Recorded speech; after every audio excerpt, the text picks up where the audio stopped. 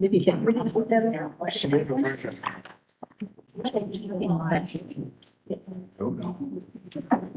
ready? All right.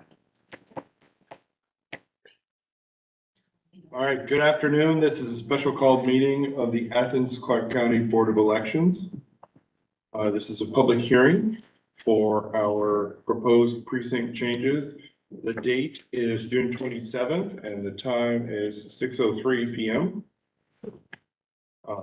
We're at the Cooperative Extension Office, which is 275 Cleveland Road, Athens, Georgia. First item on the agenda is to adopt the agenda. The chair will entertain a motion to adopt the agenda. So move. Okay. I second it. All those in favor, raise your hand or say aye. Aye. Okay, the agenda is adopted. Just taking a note for. Okay, next item on the agenda is the discussion regarding the 2024 voting precinct. And so in order to have that discussion, we will suspend the rules. So the chair will entertain a motion to suspend the rules. I second. Okay. And you were the motion, right? All those in favor say aye. Aye. Aye. Okay, rules are suspended. The next item under that is introductory remarks from the board members and staff. I'll go first, then the board members, and then we'll turn it over to the director. Thank you all for coming. I'm glad to see that a few more people were able to join us this time. Excited to share with you the work we did and the thought process that went into it. Yeah. You want to go next? No, go ahead. Yeah. Sure. Nice to see all of you. Thank you for coming out to participate. We have had a number of meetings to hash out the needs of voters. And one example that I would start with is what we call multimodal, which is the bus station downtown, where the people that live out in this area were actually going to, they might have used paper ballot instead, but that was their polling place. So that's been out of precinct for many years. And that was one of the first things that we really wanted to change, was to bring the polling area back to where the voters actually lived. And there were a number of other possibilities to correct things that had been uncomfortable, maybe for voters would be a good way to say it. We didn't have enough parking, or there was not very much accessibility for handicapped people. The buildings might have been really small because according to the code, for every 250 voters, we would have to have a setup for them. And we were not always able to accommodate what we needed for the size of the voters in that area, because we have a limitation that's set by the law also for the number of voters at each polling place. So we had a lot of numbers and geography to kind of toss around and see what we can do to make things better for you as a voter. This wasn't something we did because we didn't have anything better to do. Thank you. Ms. Fambro, Mr. Goodman. I believe Mr. has spoken well for all of us. I just wanted to tell everybody good evening, and thank you so very much for coming. We love to hear from the voters and their commentaries on the things that we are tasked to do for you. So thank you all for coming. Yeah, I just want to add, I do appreciate seeing a good crowd here today. Give us your comments and feedback. All right. Charlotte? Okay. So we'll actually, there's public comment on this agenda, so you want to just give a little brief, then we'll do the public comment and then come back to your presentation? Sure. Yeah. Sure. So yes, it's good to see everybody here this evening. This is our second open house, and I'm sure that the more and more we talk about it, which it is being talked about a lot, that more people will be involved, and that's good because we want it to be talked about, because we want voters to show up at the correct polling locations. So I think the more we talk about it, the more the conversation will grow. So you're gonna be part of helping us get the word out. So thank you for being here. First, I want to give a shout out to my staff. They're very helpful, very resourceful, and have contributed a lot to this process, as well as our GIS department. Jill, yeah, them, those guys for helping. Information office. Yes, y'all, yes. Thank y'all so much for contributing all of the information. You were always available. You spent a lot of nights with us. We got to learn a lot about each other, as well as about Athens-Clarke County, our territory. We have the smallest landmass in the state of Georgia, so it makes it kind of easy for us to be able to identify polling locations that are within a distance for all of our voters. And our geospatial information department has been very helpful in doing that and trying to identify a place that is more centrally located within the precinct boundary. So a big shout out to you guys for devoting your time to make this a successful move. I've experienced or have dealt with a lot of polling location changes in my tenure with elections, and I would say this has been one of the smoothest processes because we are fortunate to have our GIO folks with us, and to have the kind of board that we have for identifying the same things that I saw when I first came to Athens-Clarke County. So again, thank y'all for being here. All right, the next item is public comment. You will be given 3 minutes. You can probably just stand up where you are, since not that many people here. But the first person on the list, I believe, says Barbara Turner. Okay. My name is Barbara Turner. I'm a resident of Clarke County. I attended the first meeting that you had last week virtually, and just wanted to let you know that as a new resident of the county, having returned back to the state after a brief absence, I'm very appreciative of your work. It was so evident in that presentation that hours and hours and thoughtful consideration of all kinds of issues. How many people? What's the accessibility? Is there enough electricity to power the machines? You know, you did a fantastic job, and as a resident, I just want to commend the board and all of the folks that assisted with the effort and the election office people who have driven this. Great job. Wonderful, thank you. The next person on the agenda is Jesse Evans. Hey, everybody. I first want to start by saying I appreciate all the work you do. I know firsthand how much work it takes to do this, what you're doing up there, but also I've witnessed how many hours that staff, both in the elections office and in the GIS, put into their work. So it's a lot, and I really appreciate you all and what you do. Honestly, the concerns that I had coming in before I walked through the door were largely based on previous maps. And I hadn't seen the new boundaries online. I couldn't find those online, so I'm glad to come here. I was concerned with two things. One was merging locations, because we had a big issues in 2018 with that. But I can see that the new boundary lines have been drawn and proposed, and that is not going to be an issue with that merge there. The other thing I had a concern with was access for people who don't have cars or vehicles of their own.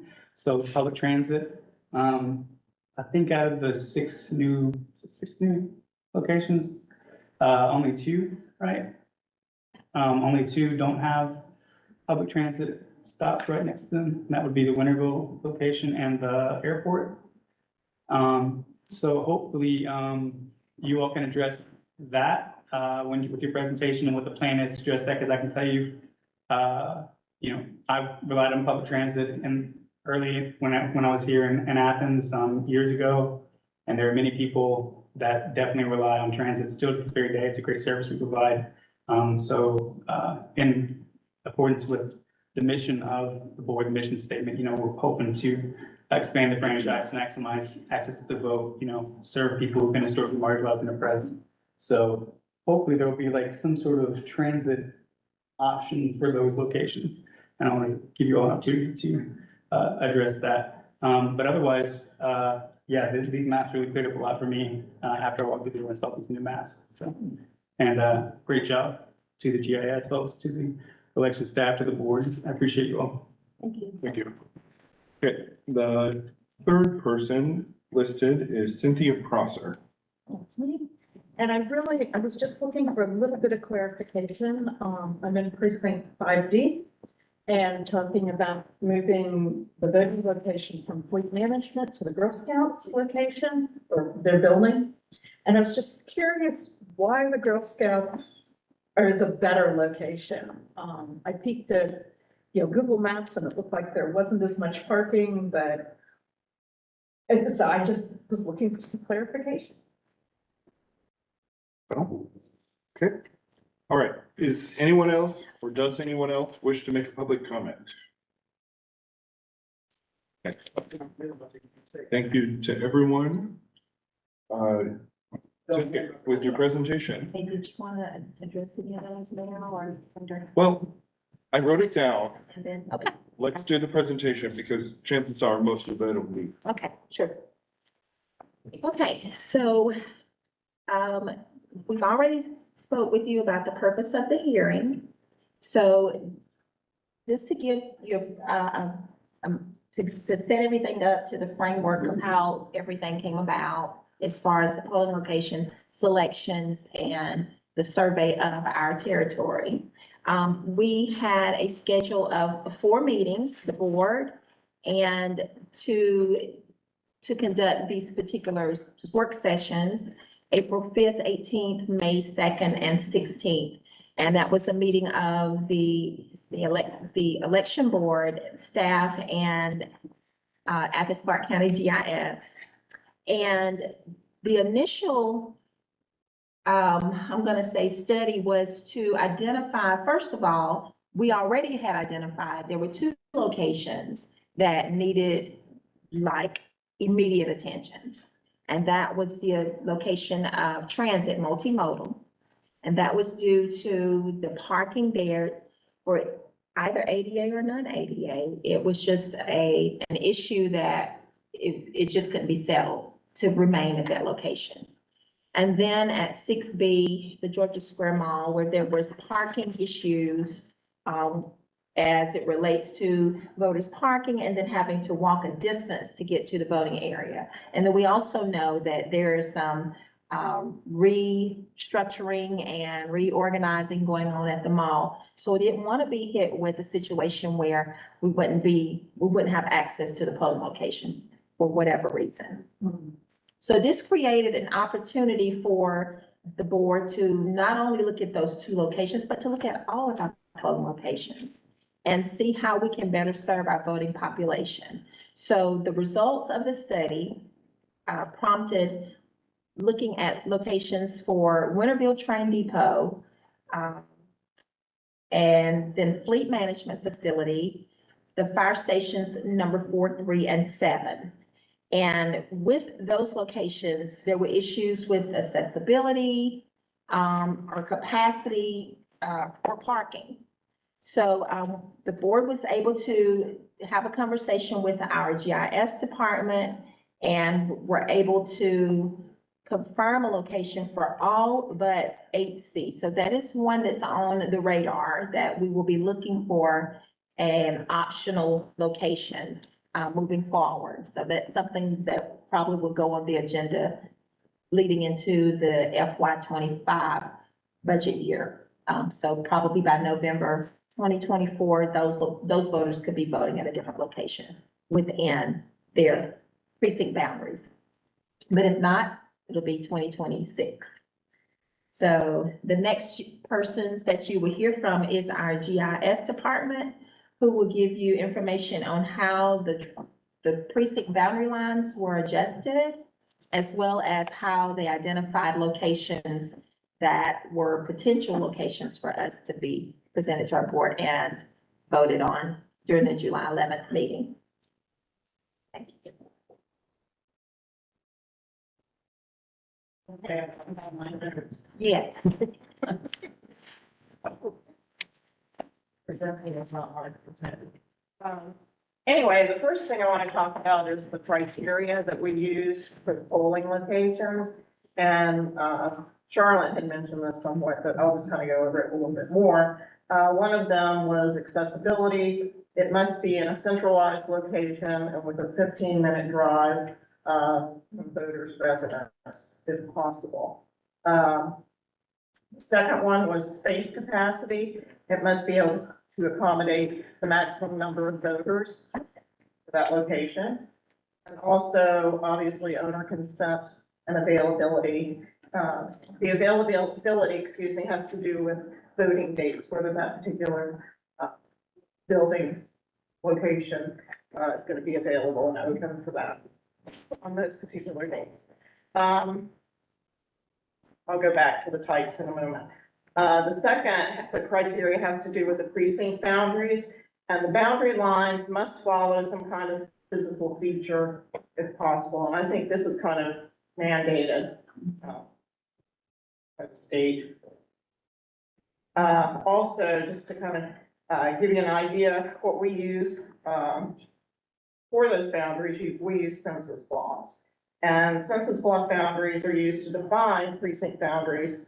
They're the smallest geographic area for which the Bureau of the Census collects and tabulates decennial census data. Their boundaries are formed by streets, roads, railroads, streams, and other bodies of water, other physical and cultural features, and the legal boundaries shown on Census Bureau maps. So that's why we chose to use those.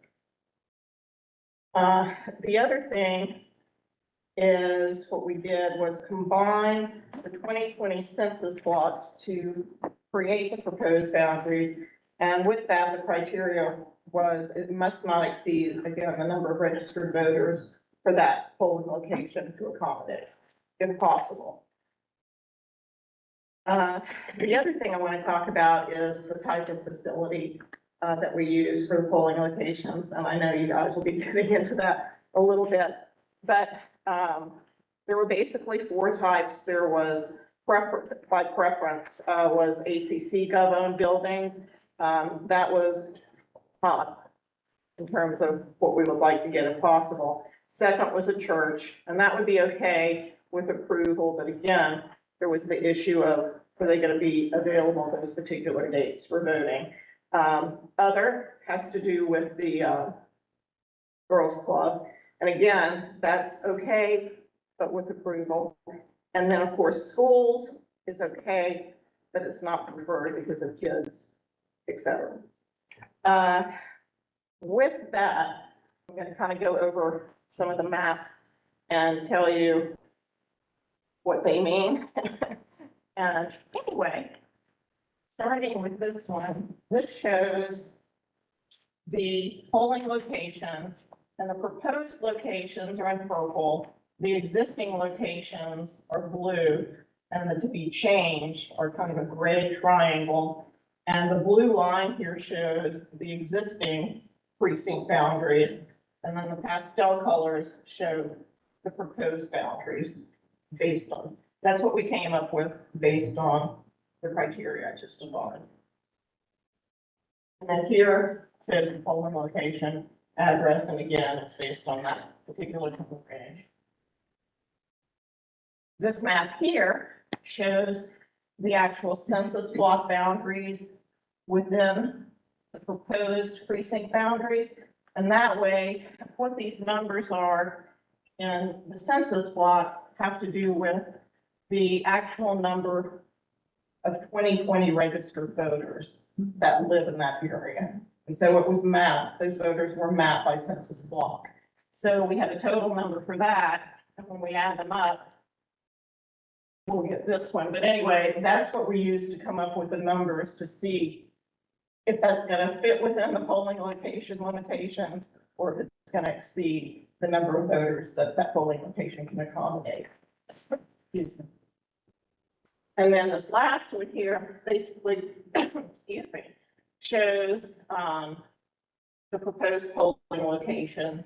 And it shows the, like, if you took this boundary here in 6A that has all the different numbers for the census blocks, if you total those census blocks, that's where you come up with this total number here. And so you can look at that and see, compare that to what the maximum best number, whatever. But anyway, that number should not exceed what the polling location can accommodate, but it does in certain cases, but not by much. But anyway, we did the best we could based on the information and stuff we have. And again, it's based on 2020 registered voters and where they reside within the county, and that's kind of how we came up with the precinct boundaries, the proposed precinct boundary. Like James was saying, have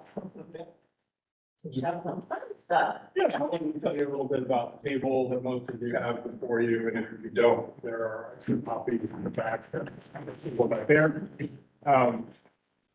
So as Mary mentioned, these maps were developed using 2020 registered voters.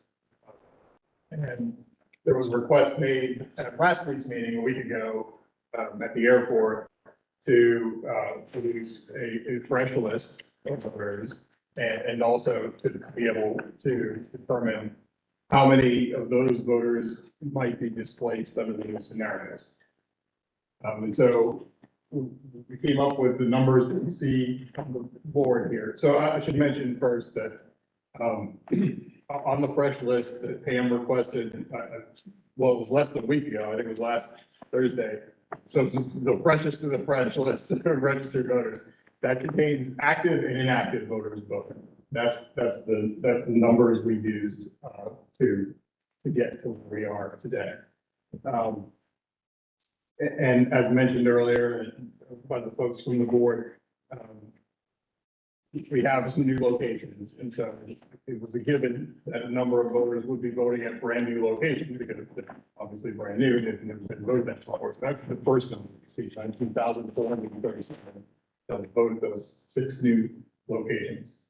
The balance, 25,607, are voters that will vote in a location that is different from that which they would have voted under the current precinct boundary lines.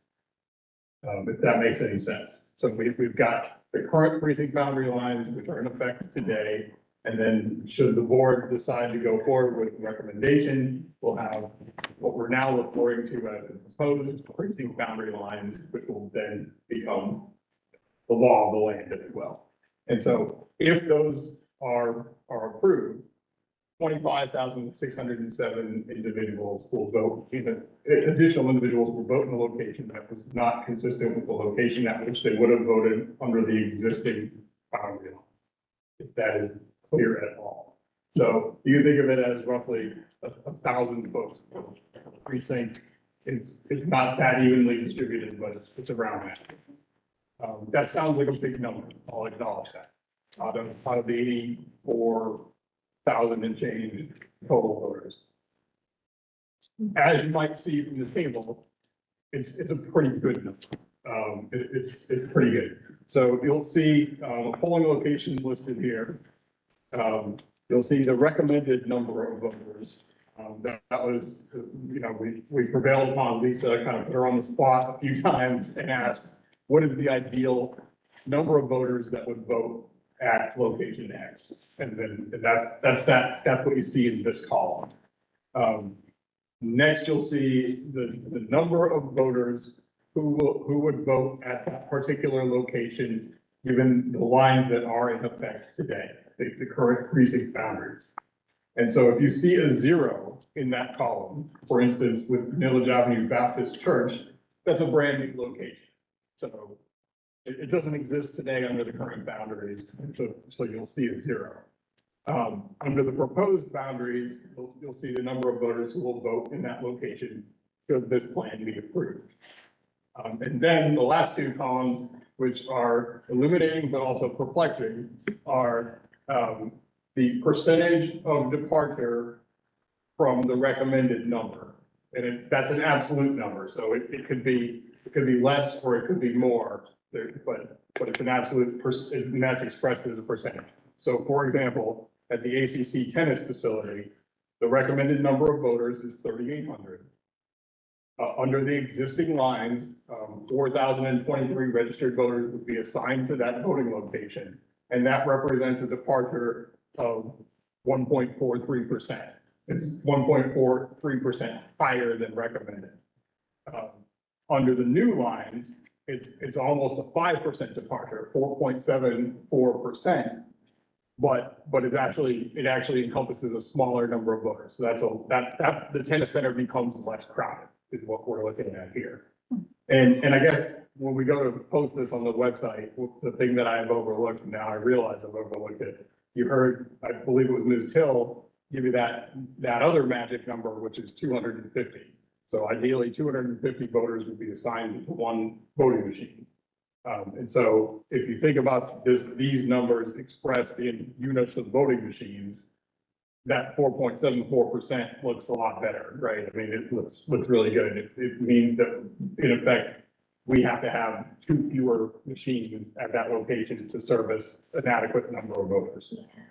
And so the other thing I would draw your attention to is you'll see in that existing departure percentage column of 50%, that's an artifact of what I talked about earlier. If it's a brand new location, the number of people who would vote at that location is obviously 0 because the location doesn't technically exist today as a voting location because it hasn't been approved yet. And so, 50% of, if you're looking at 50% of whatever, the number versus 0. So just an artifact.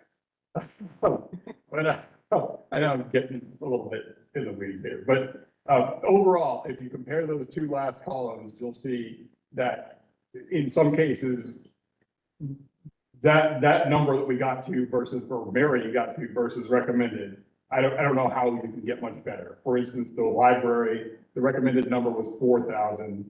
We got it to 3,387, which represents, or I'm sorry, 3,939, which represents a departure of 0.38%. I mean, that's pretty close to ideal. Sorry. That was wonderful. Perfect. Couldn't have said it better myself. Yeah, yeah. Right, we'll go to the next, presenters, which is the elections office and, myself.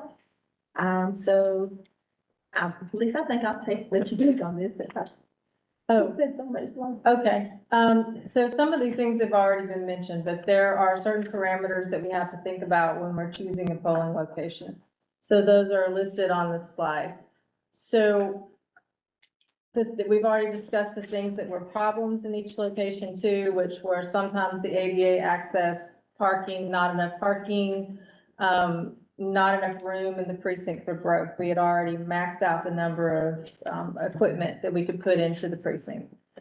So we were looking for locations that would solve those problems.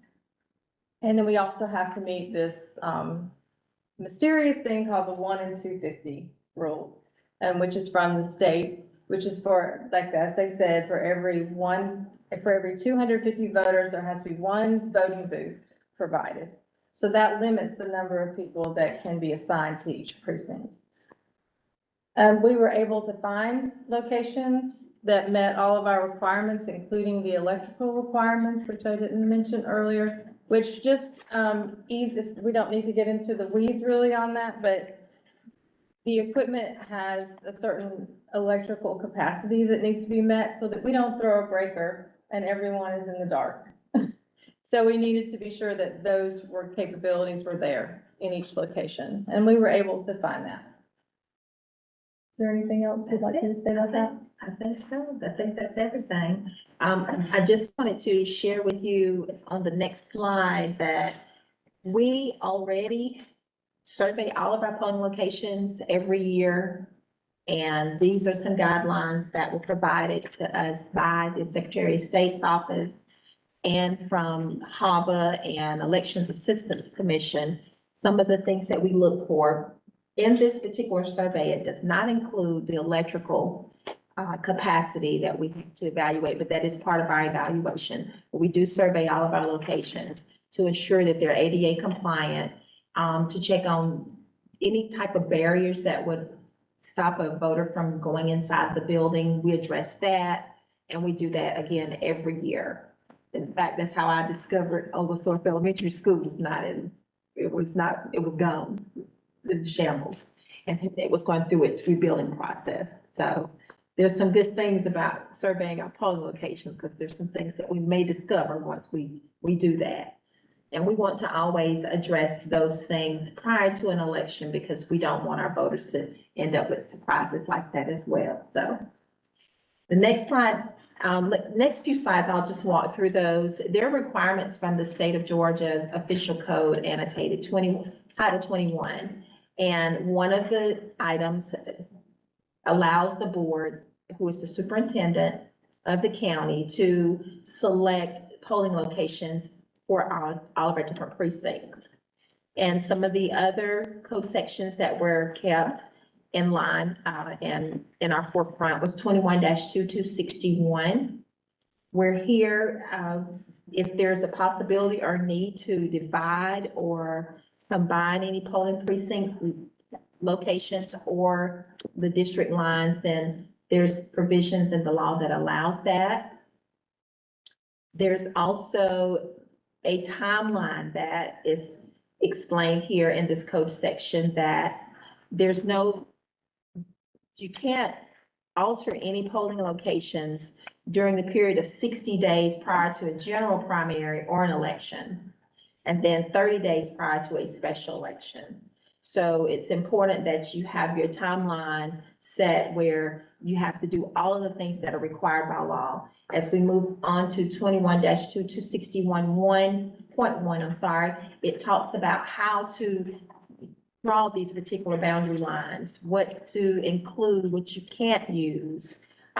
Particularly, they have to be visible features. And Mary talked about that, streets, railroad tracks, streams, lakes, and ridges. You can't just go out and just, oh, this is gonna look good, let's make them all a square, let's make them all a circle. They're gonna look funny because you have to go with lines that are visible to just an individual itself. So moving forward, we wanted to share, I'll just quickly walk through this because the board is already aware of what we do moving forward. There's a deadline where we have to identify and notify our voters who are affected by these changes.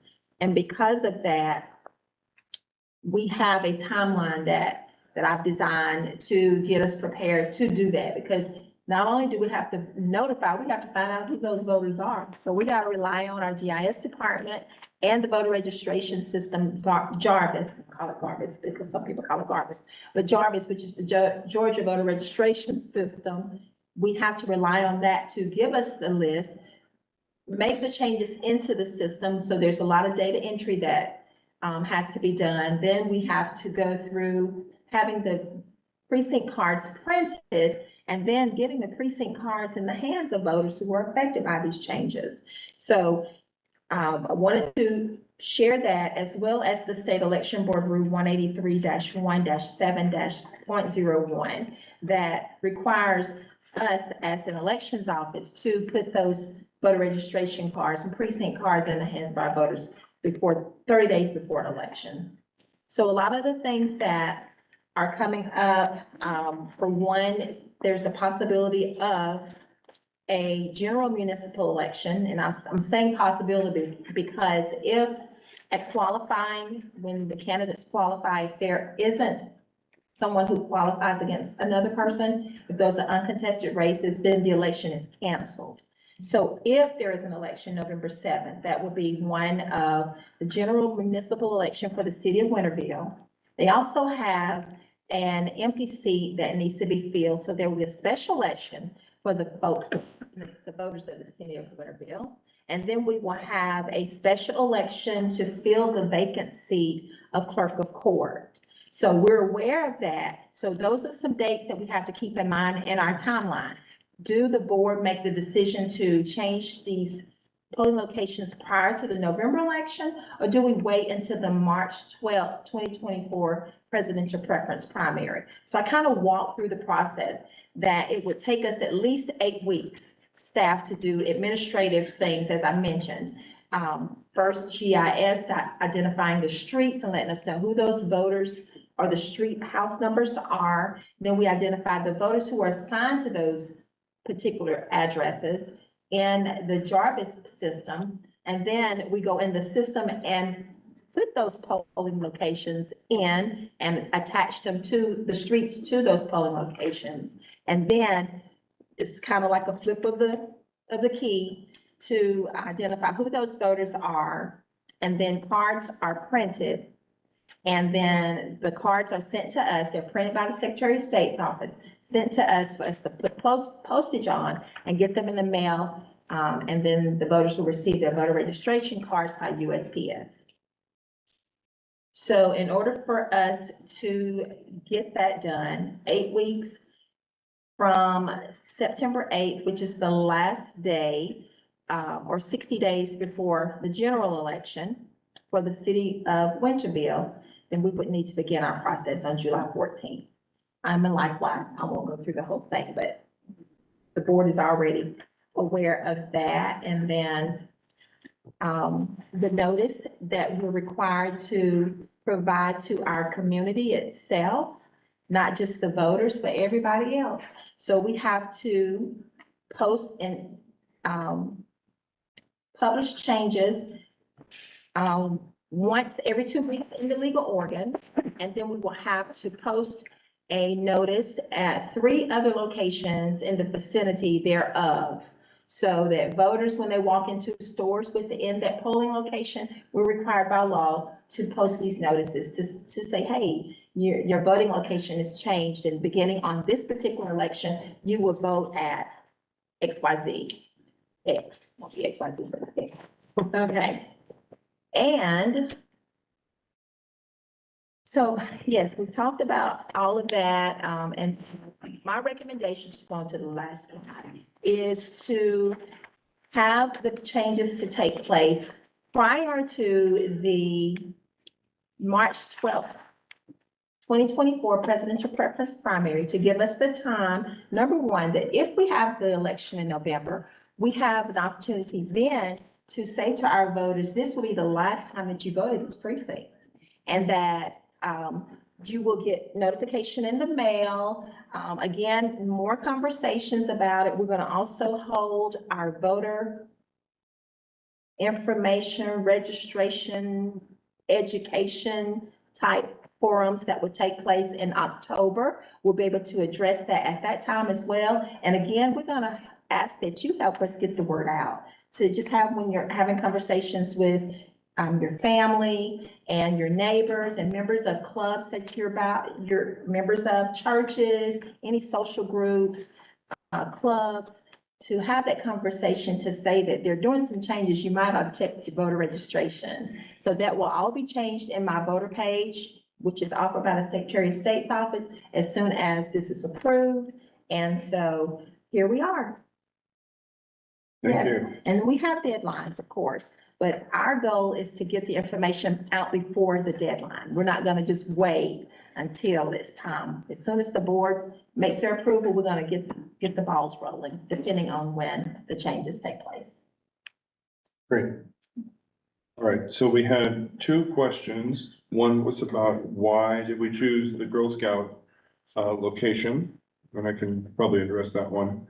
Then the other was about transportation, and that can probably be addressed too. So on the Girl Scouts one, we had to look, I'm not sure if it was mentioned, but you know, you're looking at buildings in the vicinity, and there really were no appropriate buildings that met the criteria, except for that building, and they were welcoming to us. And I think staff went and can probably speak to that building checks all the boxes. So, Okay. do you want to So explain a little?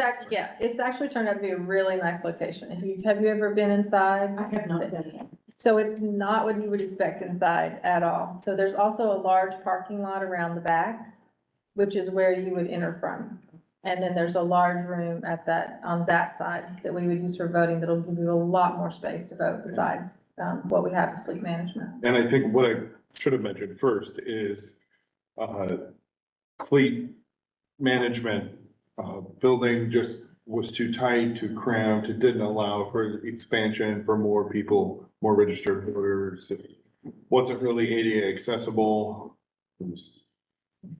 And the county is still operating their business right on top of the voters essentially, so just was a problem all around. Okay, so the Girl Scouts simply, it's better all around and there is more parking than there looks, Yes. than it looks like. Yes, if you're talking about what's in front that you can see from the road, there's, I don't want to overestimate, but there's at least 20 parking spaces in the back.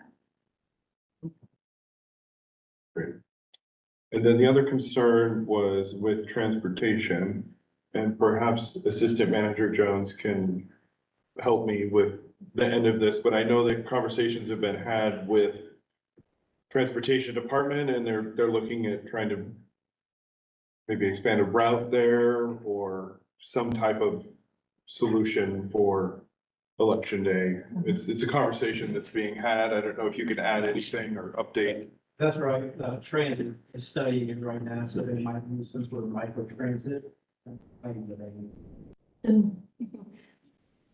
Yeah. Study.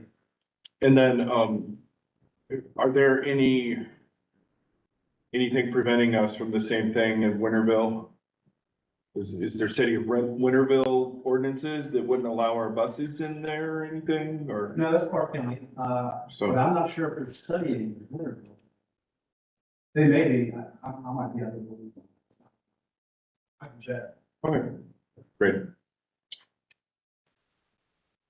Okay, one question. One.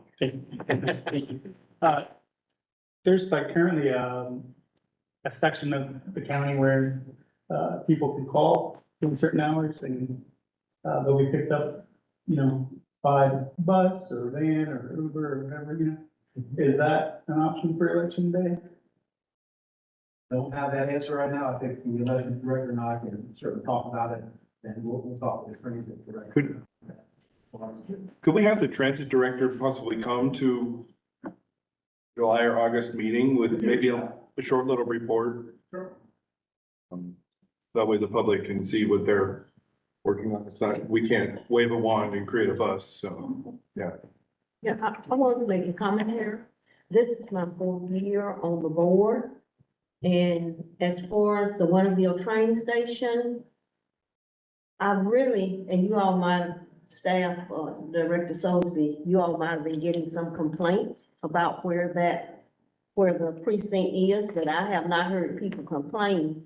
I used to live in Winterville. The people in Winterville are really mobile. They really have transportation. So I don't even know that that will be a problem.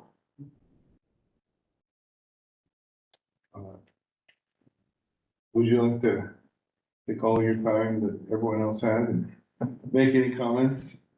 At the risk of repeating what might have been said, what's been important to me from all this whole process, we have no plans, I have no plans currently. I don't think my colleagues have any plans to make any changes for any elections that happen this November. Wherever people voted last year, they're gonna vote there again this November. Just as the director's been saying, that would be when we say, hey, you might be voting someplace else in 2024. I just didn't want anyone to go home thinking they're gonna change things this year. I don't have any plans by myself to make any suggestions for changes for 2023. And then I just wanted to echo what's probably been said 18 times, how blown away I've been by how data-based and how just exceedingly precise this whole procedure has been, this whole process. I would say I've been surprised by our staff being that way. I'm not surprised. They spoil us rotten. They're this way all the time. I've been blown away by dealing with the Geospatial Information Office, just how data-driven they are to a T, and just how much this has expedited this whole process. There's no guesswork. I feel like that place would be enough. They can tell us exactly how many people it can fit, and between our office and their office, I'm sure you've seen from this presentation, it's just really, really well done. So I'm glad to be a part of all this, and I hope that you all are supportive of what we're thinking of doing. Thank you, Andrea. I just want to add one thing on the March thing. I believe the staff's plan is, should the board vote to make these changes effective March 24, to advertise at the current precincts, signs and identify voters, maybe with a paper slip that they can take with them. You can vote if you want to, but by law, we have to do it, so Yeah, if you want to vote, well. yeah. We will, yeah, we have to do it by law. No, I'm saying, when they come in November to vote, we're going to tell them that they're moving to a new place. Yeah. Yeah. We have to- We'll have a sign and we'll have a little Yes. card, Yes. yeah. As well, the weekend prior to election day, we will place larger signs at the old locations. So Okay. that when voters are passing by that weekend, we don't want to confuse them while advance voting is going on, right? So we'll put out signs to say that if you voted at this precinct previously, particularly like multimodal, you'll vote at the airport. So that, yeah, we'll put those signs out like the weekend, that Saturday of election week. Are we able to identify the folks that are being affected when they come, when they check in on the poll pad? Is there a way to put a note or something? Well, So our poll workers can go, okay, here's your pink piece of paper, because you're changing, but next person in line is not. well, I have an idea, but I've got to talk with, my staff and GIS but I do have an idea. I'm where you are. I'm thinking of a list. And if the voter comes in, their name is on that list, and we're gonna give them, should say, oh, by the way, you're not gonna be voting here this next time. Particularly if it's a place that's split. Let's say, for instance, Right. where our lines are, yeah, so. Because like, particularly that. don't we already have the voter rolls on paper as an emergency? So perhaps in November, because it will probably be low volume anyway, Yes. we can just go, okay, Mr. Smith, it looks like you're one of the affected voters. We can give them a little card. Well, no, I'm gonna get a list of those voters though, not just use that list that the state's providing us. That's what I'm saying. Yeah, I'm gonna have a separate list for that. Yeah. So when they come in, Yes, I'm Mr. Smith, here's my ID. yes, And then the poll worker can do their thing, check the ID, do the whole deal, yes, and then reference that list. yes. I don't know if I'd use the word affected. Okay. Yeah, if they're on the list, you can give them a card with the Yes. address for the new Yeah. polling station. Yeah. Only, I'm sure the turnout for this election is not gonna be as high as next one, Right. but at least we have given out to a few. Yes, yes. But hopefully it'll drop some conversation because I can imagine if I got one, I'd say, well, you know, so-and-so might not have voted yet, but my neighbor, so would they be moving too? So I can tell them, you know, because, Mhm. you know, so I'm hoping it'll drop that kind of conversation. Okay. So, I was just gonna say, I intend to stay after, we were gonna and answer as many questions as you like, up until 7:30. Did you have one last thing or no? Okay, so the chair will entertain a motion to return to the rules. And Ms. Till. Do we have a second? Yeah, second. Okay.